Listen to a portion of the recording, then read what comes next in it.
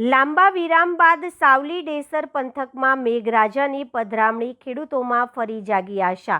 લાંબા વિરામ અને છેલ્લા ઘણા દિવસોથી છવાયેલા વાદળછાયા વાતાવરણ બાદ આખરે મેઘરાજાએ વડોદરા જિલ્લાના સાવલી ડેસર પંથકમાં એન્ટ્રી કરી છે। ધીમી ધારે વરસેલા વરસાદથી ખેડૂતો સહિત સ્થાનિકોમાં ખુશીનો માહોલ જોવા મળ્યો હતો।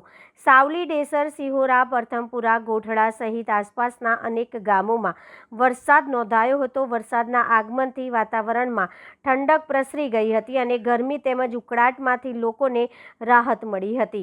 છેલ્લા કેટલાય દિવસથી વરસાદ ખેંચાતા ખેડૂતોમાં ચોમાસાની ખેતી પર અસર પડશે તેવી ચિંતા વધી રહી છે। વાવણી બાદ પાકને જરૂરી વરસાદ ન મળતા ખેડૂતોમાં નિરાશા જોવા મળી રહી છે। જોકે હવે વરસાદ શરૂ થતાં ખેતીને નવું જીવન મળવાની આશા ફરીથી પ્રબળ બની છે। ખેડૂતોનું કહેવું છે કે જો આગામી દિવસોમાં પણ નિયમિત વરસાદ ચાલુ રહેશે તો પાકના વિકાસ માટે તે લાભદાયી સાબિત થશે અને ચોમાસાની ખેતીને ગતિ મળશે।